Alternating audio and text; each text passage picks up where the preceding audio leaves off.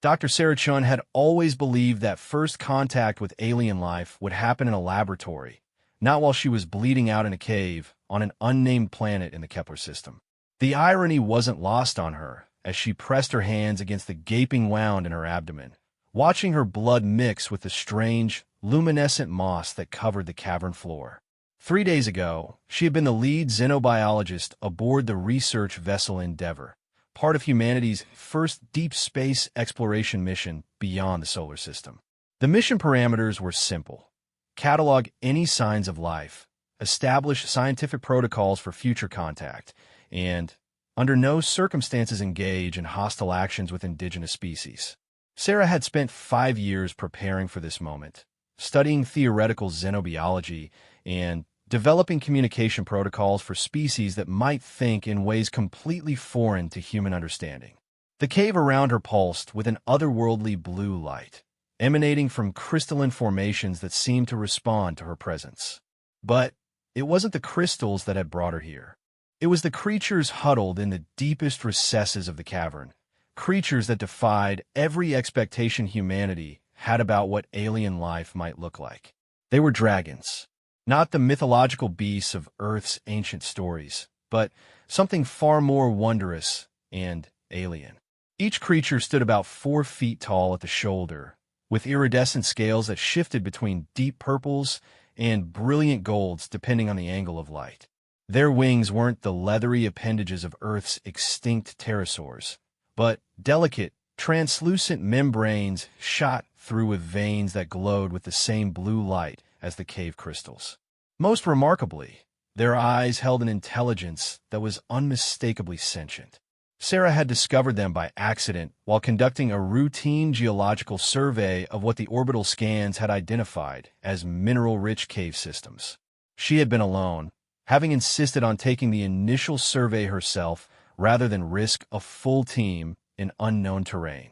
The landing had gone smoothly, and the first 2 cave systems had yielded fascinating but non-biological samples. It was only when she reached the 3rd cave that she encountered something that changed everything. The first dragon she saw had been injured, a deep gash along its flank that wept a silvery fluid she now knew was their blood. The creature had looked up at her with eyes the color of liquid amber, and in that moment, Sarah felt a connection that transcended species. The dragon wasn't just intelligent, it was afraid. More than afraid, it was desperate. Through careful observation and gentle approaches over the course of several hours, Sarah began to understand the situation. The dragons weren't the only intelligent species on this planet. Something was hunting them, systematically driving them from their traditional territories and killing any that resisted. The cave had become a refuge for the last surviving members of what she estimated to be a dying race. Sarah had immediately contacted the Endeavour, requesting emergency xenobiological support and protection protocols. The response from Captain Morrison had been swift and devastating. The ship was under orders to maintain a strict non-interference policy. Any discovery of indigenous life was to be documented and reported, but no direct intervention was authorized. The dragon's plight, while tragic, was not humanity's concern. But Sarah couldn't accept that answer. These weren't primitive animals caught in a natural selection process. They were people, alien people, but people nonetheless, facing what could only be described as genocide. The evidence was overwhelming. The hunting patterns were too systematic, too organized to be natural predation. Someone or something was deliberately exterminating the dragons. She had made the decision that would ultimately cost her life. She would stay and help. The dragons, whom she had begun thinking of as the Luminari due to their glowing qualities, seemed to understand her intentions even without a common language. They had a form of communication that combined musical tones with shifts in their scale coloration, creating a complex language of sound and light. Sarah, drawing on her training in xenolinguistics, had begun to decode basic concepts. Danger was a sharp, crystalline note combined with scales that flashed red. Gratitude was a warm, harmonic chord that made their scales glow golden. Fear was a low, thrumming sound that caused their colors to fade almost to transparency. Over the next 2 days, Sarah worked frantically to understand both the dragon situation and the nature of their enemies. The Luminari had tried to show her recordings stored in the cave crystals. Somehow, the crystalline formations served as a form of organic computer, storing memories and experiences that could be shared between individuals. Through these crystal memories, Sarah witnessed the systematic destruction of Luminari settlements across the planet. The attackers were humanoid, but clearly not human. They moved with mechanical precision, used energy weapons that left no trace of their victims except scattered ash, and seemed driven by a singular purpose: the complete elimination of the Luminari. What chilled Sarah most was the realization that these weren't native to the planet either. The crystal memories showed them arriving in ships, establishing bases, and beginning their campaign of extermination with cold, calculated efficiency. Sarah had tried repeatedly to contact the Endeavor, but her communications were being jammed. Someone didn't want her reporting what she had found. On the second night, she discovered why. Through the cave's crystal memory system, she witnessed the arrival of more ships that bore a disturbing resemblance to human design aesthetics. The revelation hit her like a physical blow. Humanity wasn't the first to reach this system. Someone had beaten them here, and that someone was systematically exterminating the indigenous population. Worse, based on the technology signatures she could observe through the crystal memories, there was a strong possibility that these exterminators were either human or using human technology. Her attempts to reach the Endeavor became desperate. She needed to warn them, needed to tell them that their mission of peaceful exploration had been compromised before it even began. But every transmission was blocked, every emergency signal went unanswered. It was as if her ship no longer existed. On the third morning, they came for the cave. Sarah first knew something was wrong when the Luminari began producing the fear sound in harmonized chorus, their scales fading until they were barely visible. She looked toward the cave entrance and saw the telltale shimmer of energy shield technology that was definitely of human origin. The attackers entered the cave with military precision. They were humanoid, but their faces were hidden behind reflective helmets that completely obscured their features.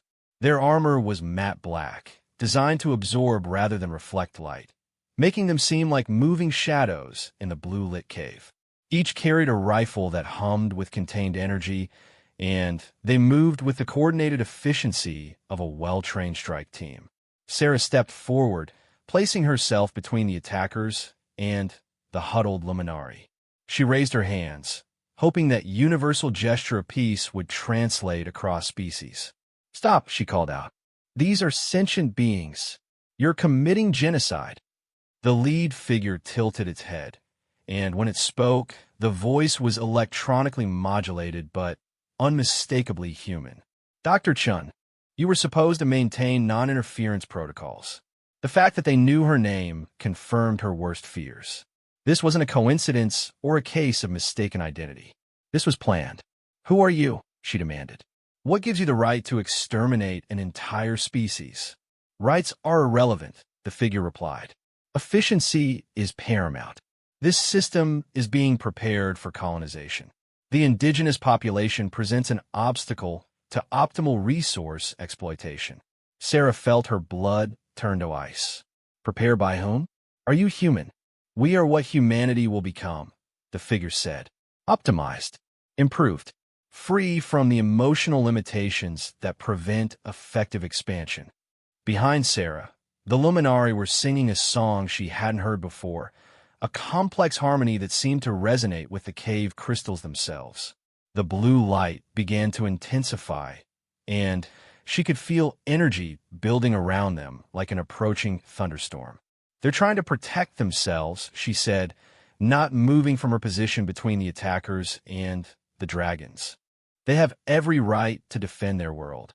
Defense implies a chance of success," the lead figure replied, raising its weapon. "There is no chance. Stand azide dr. Chen, your interference serves no purpose." Sarah looked back at the Luminari. The injured dragon she had first encountered was among them, its amber eyes fixed on her with an expression that needed no translation. It was grateful. They were all grateful, even in the face of certain death, that someone had tried to stand with them. "No," Sarah said simply. "I won't stand aside."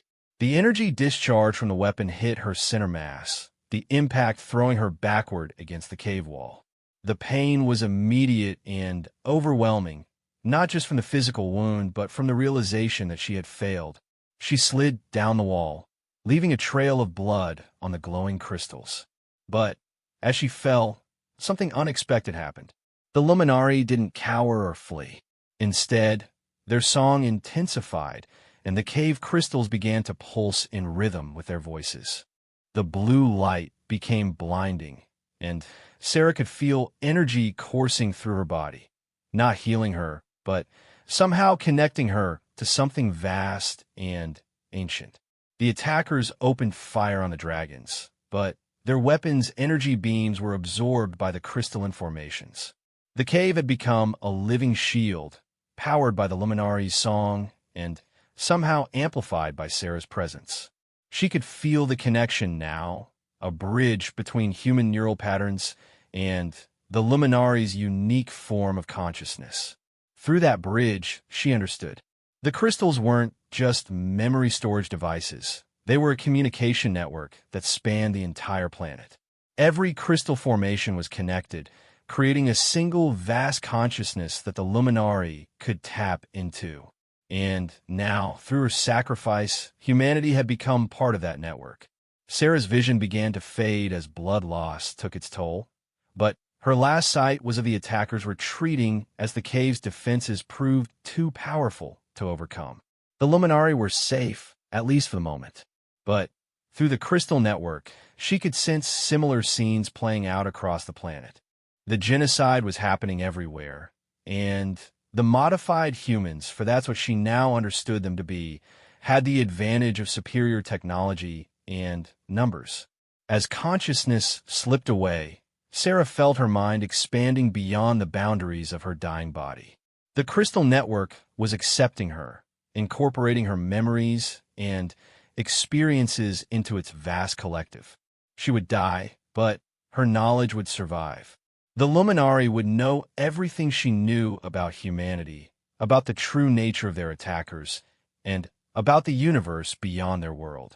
Her last coherent thought was a warning, transmitted through the crystal network to every Luminari consciousness on the planet. The attackers would return with greater force.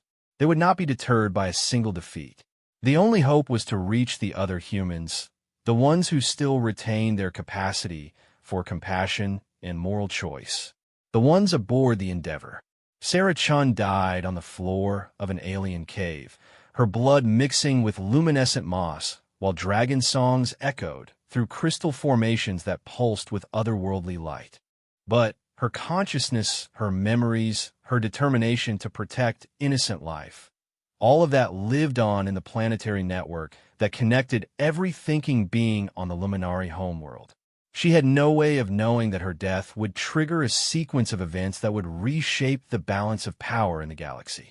The crystal network, enhanced by human neural patterns, began to evolve beyond its original limitations. The Luminari, suddenly possessed of human memories and human understanding of technology and warfare, began to see possibilities they had never imagined. Within hours of Sarah's death, the first organized Luminari resistance began to form.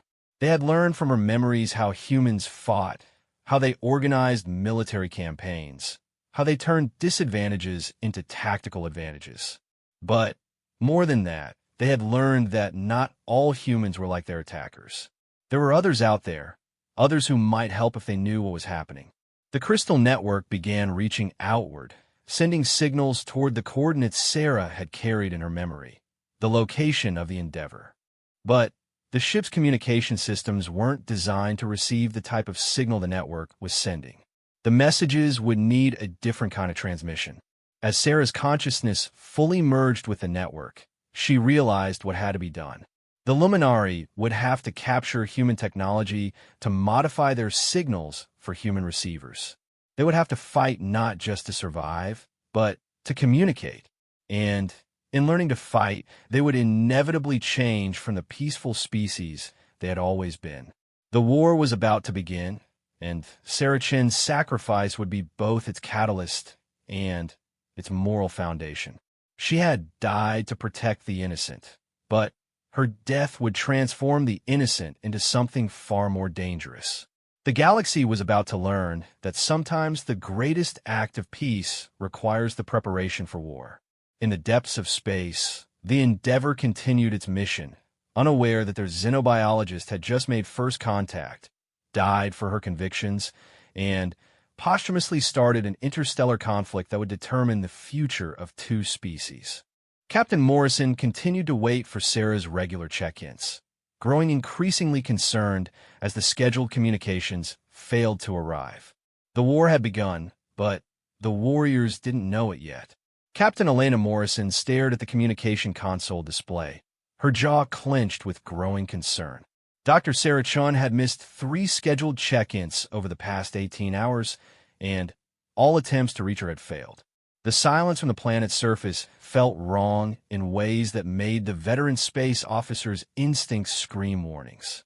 Any luck raising Dr. Chun? She asked Communications Officer Lieutenant Park for the 4th time in 2 hours. Negative, Captain. All frequencies are clear, but we're getting some kind of interference pattern that seems localized to her survey area. It's unlike anything in our databases. Morrison turned to her science officer, Commander Reeves, who had been monitoring the planetary scans from the bridge. What's your assessment, Commander? Reeves shook his head grimly. The interference is definitely artificial, Captain. Whatever's causing it is sophisticated and targeted. It's not affecting our general sensor sweeps, just direct communication with Dr. Chen's location.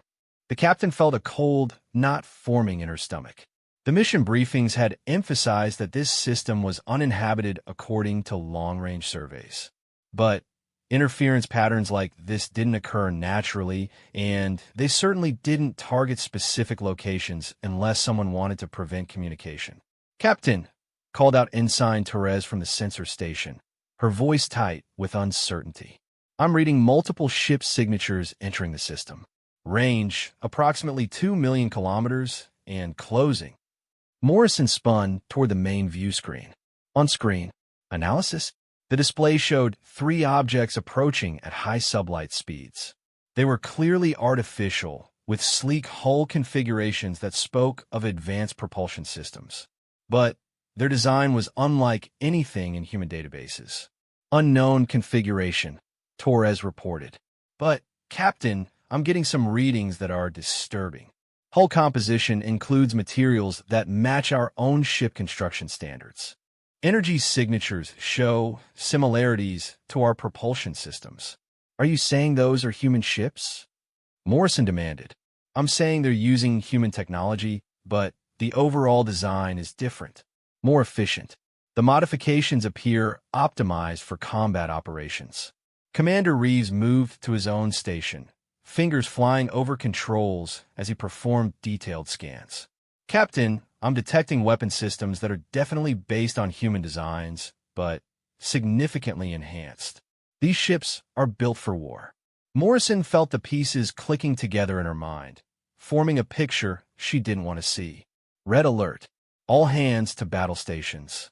Torres, any sign they've detected us? Negative, Captain. We're running silent, and their approach vectors suggest they're focused on the planet. Commander Reeves, I want a full analysis of those ships. Find out everything you can about who built them and why they're here. Lieutenant Park, keep trying to reach Dr. Chen. If she's down there when those ships arrive. The unfinished sentence hung in the air like a threat. Morrison had spent 15 years in space, had commanded exploration missions to dozens of systems, but she had never encountered a situation like this. The Endeavor was a research vessel, equipped with defensive shields and basic weapons for asteroid clearance and emergency situations. Against 3 purpose-built warships, they would last approximately 30 seconds in direct combat. Captain, Reeves called out, his voice strained. I'm reading massive energy discharges from the planet's surface. Multiple locations.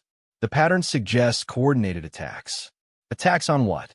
Unknown, but the energy signatures match the weapon systems on those incoming ships.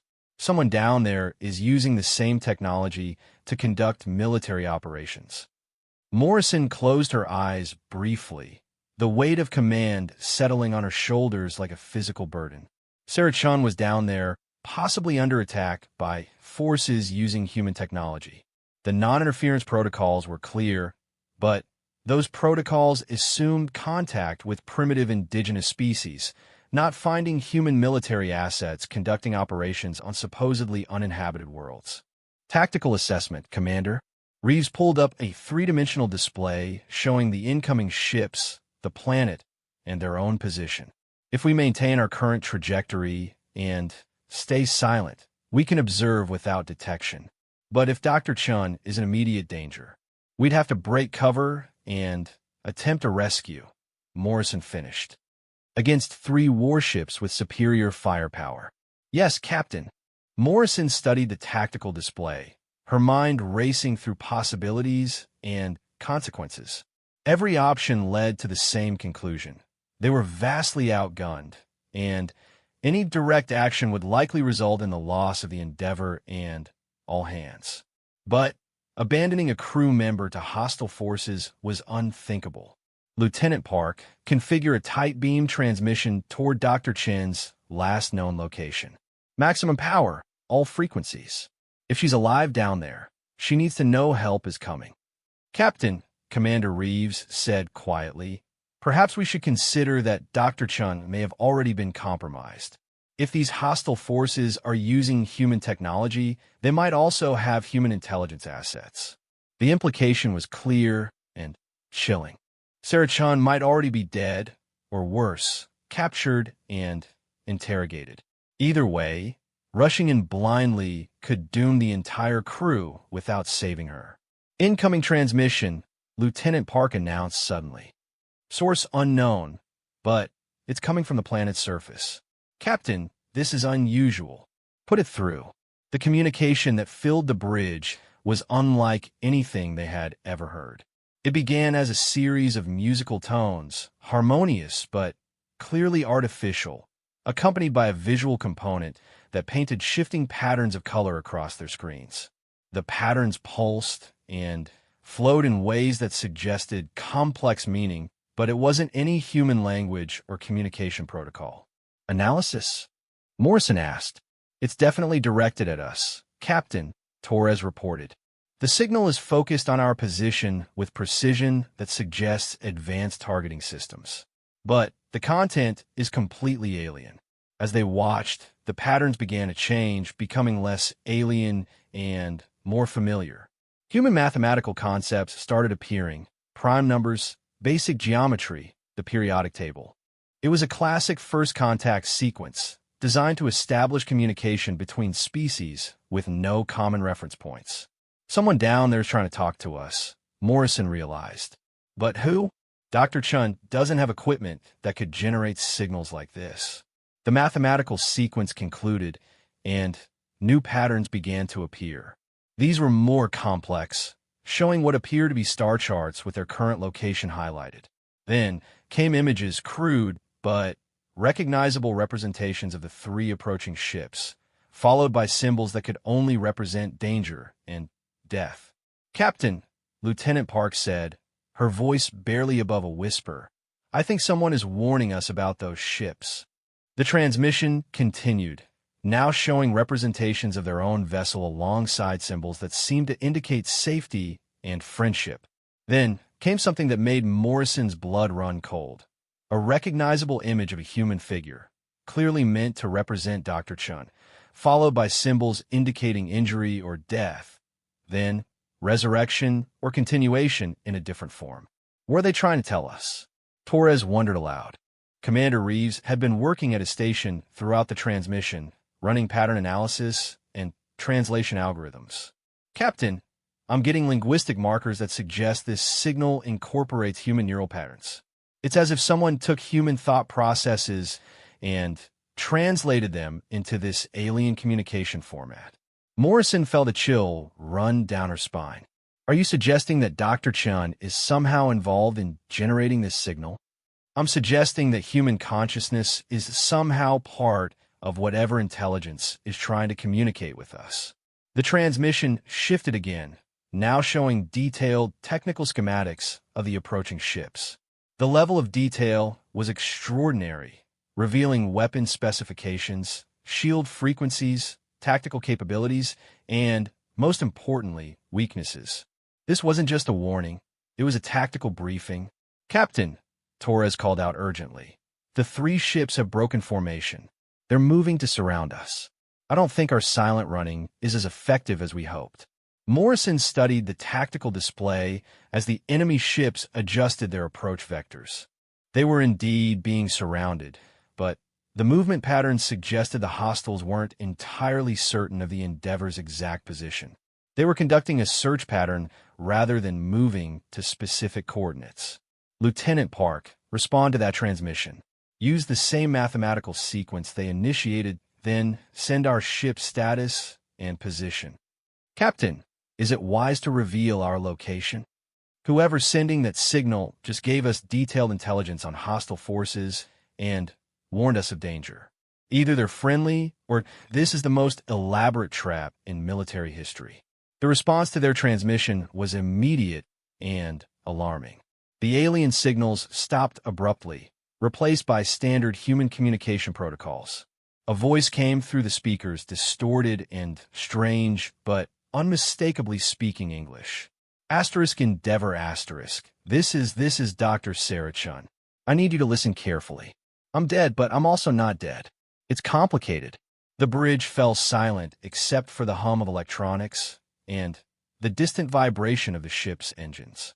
Morrison found herself staring at the communication console, as if it might provide some rational explanation for what she had just heard. "Sarah," she said tentatively, "is that really you?" "Yes and no, Captain. My body died 3 days ago defending an indigenous species from genocidal attack. But my consciousness was preserved in an alien communication network. I'm speaking to you through their technology, using their voices, but my memories and personality are intact." Commander Reeves leaned toward Morrison. "Captain, this could be a psychological warfare tactic. Enemy forces might have captured Dr. Chun and be using recordings of her voice to—" "Commander," the voice interrupted, "you're wrong about the resonance frequency calculation for the new shielding matrix. The error is in the 3rd decimal place of the harmonic constant. You've been carrying that mistake in your personal notes for 6 months, but haven't discovered it yet because you only review that section during major overhauls." Reeves went white. The information was accurate, personal, and something no enemy force could possibly have obtained through interrogation or surveillance. "Sarah," Morrison said, her voice tight with emotion, "what happened down there? I discovered an intelligent alien species. They call themselves the Luminari. They're being systematically exterminated by military forces using human technology, but operating with enhanced efficiency and no apparent emotional constraints. Captain, I think we're dealing with modified humans, possibly artificially enhanced for military purposes." The implications hit Morrison like a physical blow. Enhanced humans conducting genocide with stolen or provided human technology suggested a conspiracy that reached far beyond this single system. How many hostiles are we facing? The immediate threat is the 3 ships approaching your position. But, Captain, this is much bigger than just this system. Through the Luminari Crystal Network, I've detected evidence of similar operations across multiple worlds. Someone is conducting systematic extermination campaigns throughout this sector. Who's behind it? Unknown, but they have access to advanced human military technology and the resources to modify human physiology for enhanced combat effectiveness. They identified me by name and seemed to expect my presence here. This operation was planned with inside knowledge of our mission." Morrison felt the weight of conspiracy settling around them like a closing trap. If hostile forces had advanced knowledge of their mission, it meant the threat came from within human space itself. Someone with access to classified exploration data was providing intelligence to enemies conducting genocide.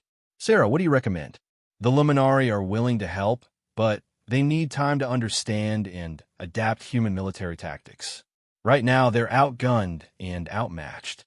If you can buy them time and provide technical assistance, they might be able to mount an effective resistance. Against 3 warships with a single research vessel, I've transmitted tactical data about the hostile ships to your computers. The Luminari network has identified weaknesses in their design and operational patterns. It's possible to defeat them, but it will require cooperation between human technology and Luminari capabilities. Torres looked up from her sensor station. Captain, I'm detecting energy buildups on the planet's surface. Multiple locations, all focused on orbital trajectories. It looks like the aliens are preparing some kind of defensive response. The Luminari are readying their crystal network for combat applications, Sarah's voice explained. They've learned human military tactics from my memories, but they need precise targeting data that only ship-based sensors can provide. Morrison stared at the tactical display, weighing options that all seemed to lead toward disaster. Engaging superior hostile forces violated every principle of prudent command, but abandoning an intelligent species to genocide and potentially allowing a conspiracy to continue unchallenged violated everything she believed in as a human being. Commander Reeves, can we interface our targeting systems with alien technology? Unknown, Captain, but Dr. Chin's consciousness apparently bridged human and alien systems. If she can facilitate the connection. I can, Sarah's voice confirmed. But, Captain, once you commit to this course of action, there's no going back. You'll be taking sides in what could become an interstellar war. Morrison looked around the bridge at her crew. She saw determination in their faces, the same resolve she felt building in her own chest. They had joined the exploration service to expand human knowledge and capability, not to stand aside while genocide was committed with human technology. All hands, this is the captain, she announced over the ship's communication system. We have discovered an indigenous intelligence facing extermination by hostile forces using human technology. I am declaring this a humanitarian emergency and authorizing military intervention. We're going to war, people. Make it count. The bridge crew snapped into action with practiced efficiency. The Endeavor might be outgunned, but they were experienced professionals with something their enemies lacked. The motivation that came from fighting for something greater than tactical efficiency. Sarah, Morrison said, establish the interface. Let's see what we can accomplish when human determination meets alien innovation. As the connection formed between ship and planet, between human technology and Luminari crystal networks, Morrison felt the weight of history settling around them.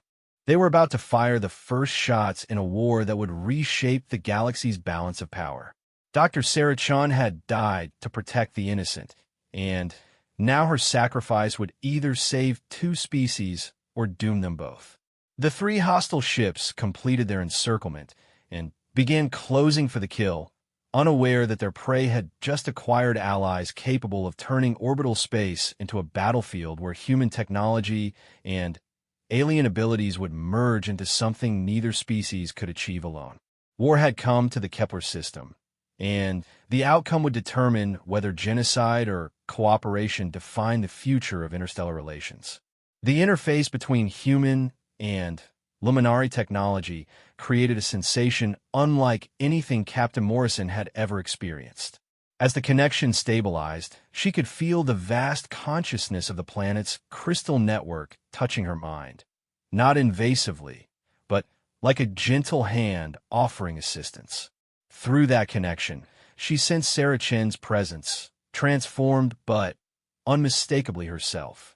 Connection established, Sarah's voice came through both the speakers and directly into Morrison's consciousness. Captain, you now have access to real-time tactical data from every crystal formation on the planet. The Luminari have been monitoring the hostile forces for months. Morrison blinked as information flowed into her awareness. She could see the 3 approaching ships, not just as sensor blips, but through the multifaceted perspective of hundreds of observation points across the planet's surface. The tactical picture was more complete than anything human military science had ever achieved. "Commander Reeves," she said, her voice steady despite the overwhelming nature of the neural interface. "Are you receiving this data?" "Yes, Captain," Reeves replied, his own voice tight with concentration as he processed the alien-enhanced tactical feeds. "It's incredible. I can see internal ship configurations, crew distributions, even individual weapon charging cycles. The level of detail is beyond anything our sensors could achieve independently." Through the network, Morrison could sense the 3 hostile ships' commanders coordinating their attack. The enhanced humans aboard those vessels moved with mechanical precision, their tactical communications devoid of uncertainty or emotional consideration. They were closing for a standard encirclement and destroy maneuver, confident that a single research vessel posed no meaningful threat. They were wrong. "Luminary defense platforms coming online," Sarah reported. "Captain, they've positioned crystal formations at key orbital resonance points. When activated, they can create interference patterns that will disrupt the hostile ship's shield harmonics." "How do we coordinate the attack?" "I'll serve as the tactical coordinator through the network. Your ship provides the precision targeting and technical expertise. The Luminary provides strategic positioning and energy projection capabilities. Together, we can create a defensive matrix that neutralizes the technological advantage of the hostile forces." Morrison watched the tactical display as the enemy ships moved into final attack positions. The lead vessel was powering up weapons, preparing to demonstrate to the other 2 ships how to efficiently destroy a human exploration vessel. The arrogance of their approach would be their undoing. "All hands, prepare for combat," Morrison announced. "This is going to be unlike any battle in human military history." The first hostile ship opened fire, sending coherent energy beams toward the Endeavor's position. But the beams never reached their target. Instead, they were deflected by invisible barriers projected from the planet's surface. The Luminary Crystal Network had created orbital shield generators using principles of physics that human science barely understood. "Return fire," Morrison ordered. "Target their primary weapons array." The Endeavor's weapons, enhanced by Luminary targeting data, struck with unprecedented accuracy. The hostile ship's shields flared and collapsed under the precisely coordinated assault. But instead of destroying the vessel, the attack disabled its weapons and propulsion systems, leaving it adrift but intact. "Captain," Sarah's voice explained, "the Luminary don't believe in unnecessary killing. They're fighting to survive, not to commit the same atrocities as their enemies." The second hostile ship, realizing their tactical situation had changed dramatically, attempted to withdraw from the system. But the Crystal Network had anticipated this response. Energy fields erupted across multiple orbital positions, creating a maze of interference patterns that prevented faster-than-light travel. The enemy ships were trapped in normal space, forced to fight on terms they hadn't expected. "Incoming transmission from the hostile vessels," Lieutenant Park reported. "They're requesting communication." "Put them through," Morrison ordered. The voice that came through the speakers was electronically modulated, but clearly human in origin. "Unknown vessel. You're interfering with authorized military operations. Withdraw immediately or face consequences." Morrison leaned forward in her command chair, her voice carrying the authority of 15 years of space command. "This is Captain Elena Morrison of the Earth vessel Endeavor. You are conducting genocide against an indigenous intelligence using stolen human technology. Surrender immediately and submit to arrest for crimes against sentient life." "Captain Morrison," the voice replied, and she could hear cold amusement in the electronic modulation. "You have accessed restricted alien technology and formed an unauthorized alliance with non-human intelligence. You are now classified as a contaminated element requiring termination." The implications of that statement chilled Morrison to the bone. Whoever was behind these operations had planned for the possibility of human interference and had predetermined responses that included killing other humans who opposed their agenda. "Who are you?" she demanded. "What authority gives you the right to conduct these operations?" "Authority is efficiency, Captain. We are what humanity becomes when emotional limitations are removed. The galaxy contains resources sufficient for human expansion, but only if inferior species are eliminated before they can compete for those resources. Your sentiment toward alien life marks you as genetically compromised." Through the neural interface, Morrison could sense Sarah's consciousness reacting with outrage and determination. The Luminari network pulsed with harmonized anger, hundreds of dragon-like beings united in their resolve to resist extinction. "They're not human anymore," Sarah said through the network connection. "Whatever enhancement process created them removed their capacity for moral reasoning. They see genocide as a logical solution to resource competition."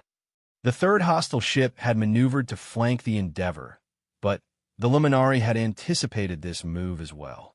Crystal formations across the planet's surface began resonating in harmony, creating a standing wave pattern in orbital space that made maneuvering impossible for ships not synchronized with the planetary consciousness.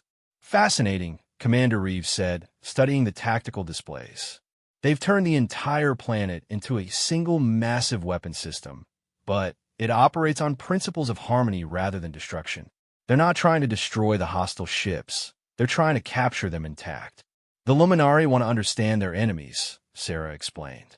"They've learned from my memories that information is often more valuable than victory in individual battles. If they can capture the enhanced humans and their technology, they can trace the conspiracy back to its source." Morrison watched as the planetary defense systems systematically disabled the 3 hostile vessels. It was like watching a master musician conduct an orchestra, with hundreds of crystal formations playing their parts in a grand composition designed to neutralize threats while preserving evidence. "Captain," Torres called out from sensors, "I'm detecting additional ships approaching the system. Long-range sensors show at least 20 vessels, all matching the configuration of our current hostiles." Morrison felt her stomach drop. 20 warships against a single research vessel and planetary defenses that, while effective, had been designed for the current 3-ship threat. The reinforcements would learn from the defeats of their predecessors and adapt their tactics accordingly. "Sarah, can the Luminari handle that many ships?" "Not with current resources," Sarah's voice admitted. "But, Captain, I have an idea. The enhanced humans represent a perversion of human potential, but they're still fundamentally human.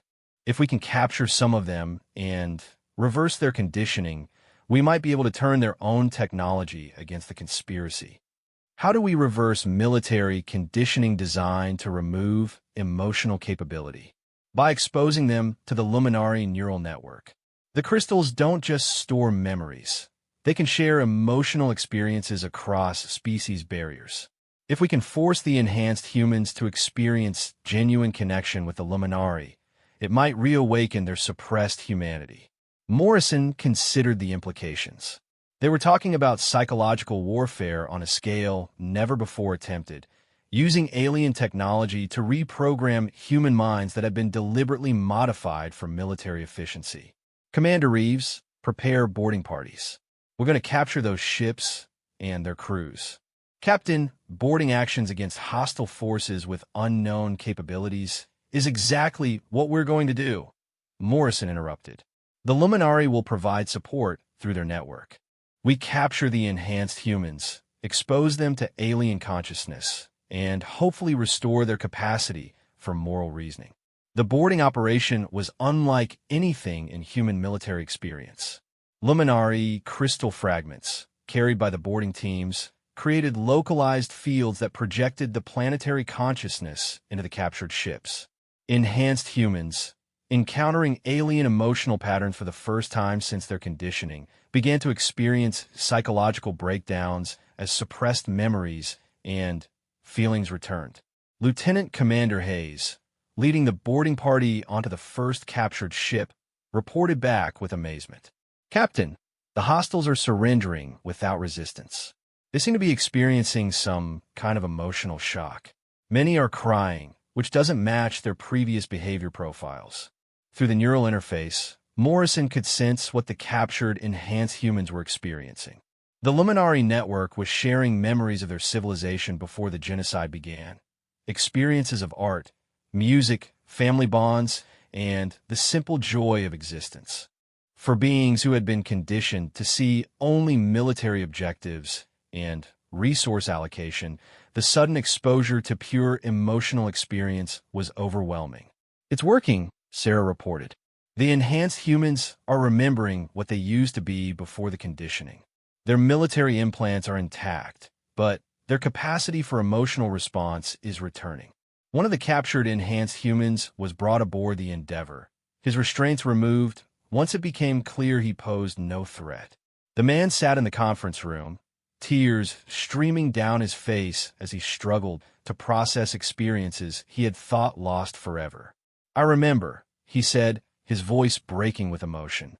"I remember why we used to explore the stars. It wasn't for conquest, it was for wonder.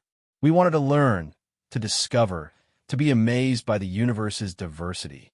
Morrison sat across from him, the neural interface allowing her to sense his genuine confusion and horror at what he had become. "What happened to you? Who did this?" "The Enhancement Project," he replied. "Corporate-sponsored, military-implemented. They said emotional capacity was inefficient for long-range colonial operations. Remove sentiment, maximize tactical effectiveness, optimize resource acquisition. They made us into perfect soldiers by making us into perfect monsters." "Who authorized it?" "Centauri Colonial Corporation, with backing from the Military Enhancement Division. The project's scope included elimination of indigenous populations that might compete for resources or require expensive diplomatic solutions." Morrison felt the pieces of the conspiracy clicking into place. This wasn't just military action. It was corporate genocide, conducted by enhanced humans who had been deliberately stripped of their capacity for moral reasoning. "How many systems have been targeted?" 17 so far, with 43 more scheduled for preparation. The operation is designed to clear optimal colonial prospects of indigenous populations before establishment of human settlements. Through the neural interface, Morrison could sense the Luminari network processing this information with growing alarm. 17 dead civilizations, with dozens more planned for extinction, all to maximize corporate profits and colonial efficiency. "Captain," Sarah's voice said through the network, "the 20 approaching ships are 12 hours out. We need to move fast if we're going to prevent this genocide from spreading to other systems." Morrison stood, feeling the weight of interstellar responsibility settling on her shoulders. "All hands, prepare for departure. We're taking our captured, enhanced humans and heading back to human space. This conspiracy has to be exposed before more civilizations are destroyed." "What about the Luminari?" Commander Reeves asked. "They're coming with us," Morrison replied. "Not physically. Their consciousness can travel through crystalline networks. We're going to establish Luminari crystal formations throughout human space, creating a communication system that makes it impossible to conduct secret genocides." The return journey to human space took 3 weeks, during which the captured, enhanced humans underwent a remarkable transformation. Exposure to the Luminari network had not only restored their emotional capacity, but enhanced it, creating beings who possessed both their original military training and a profound understanding of alien consciousness. "Captain," one of the former enhanced humans said during the final week of travel, "we want to testify against the Enhancement Project. We want to make sure no other humans are turned into the monsters we became. And we want to help establish Luminari crystal networks in human space," another added. "The galaxy is vast enough for multiple species to thrive. The corporate model of competitive genocide is both morally wrong and tactically short-sighted." When the Endeavor reached Earth space, they carried with them evidence of the largest conspiracy in human history, testimony from witnesses who had been both perpetrators and victims, and representatives of an alien civilization that had proven capable of defending itself while maintaining moral principles. The trials that followed would reshape human civilization's approach to interstellar expansion. The Enhancement Project was exposed and dismantled. Its corporate sponsors faced criminal prosecution, and new protocols were established for contact with indigenous intelligences. But more importantly, the Luminary crystal networks established throughout human space created a communication system that made secret military operations impossible. Every world, every ship, every human settlement was connected to a network that valued transparency, emotional connection, and the preservation of life above tactical efficiency. Sarah Chen's consciousness, distributed throughout the crystal network, became the first human to achieve a form of technological immortality. She served as ambassador between species, translator of alien concepts, and guardian against future attempts to reduce interstellar relations to simple resource competition. The war that had begun with her death to protect innocent aliens had ended with the birth of a galactic civilization based on cooperation rather than conquest. The dragons she had died protecting became humanity's greatest teachers, showing them that true strength came not from the elimination of diversity, but from the celebration of it. In the end, Sarah's sacrifice had accomplished something far greater than saving a single species. She had sparked a transformation that turned humanity away from the dark path of enhanced genocide toward a future where alien and human consciousness could merge while maintaining their distinctive characteristics. The galaxy was vast enough for everyone, and thanks to one woman's willingness to die for her principles, it would remain that way. The war was over, but the peace it had created would last for generations, built on the foundation of alien crystals that sang with human voices and human hearts that beat in harmony with alien songs. The future belonged not to enhanced humans stripped of their emotions, but to unenhanced beings whose capacity for wonder, compassion, and moral courage made them capable of building something greater than any single species could achieve alone.